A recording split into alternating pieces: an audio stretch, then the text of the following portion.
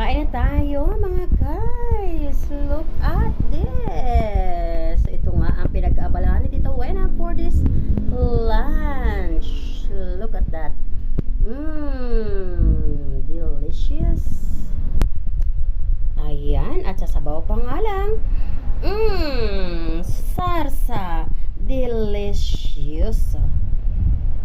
Look at that. So let's eat.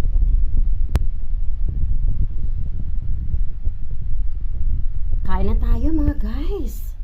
Ayan. Kayo, ano ba ang pinagkaabalahan nyo this lunch? Look at that.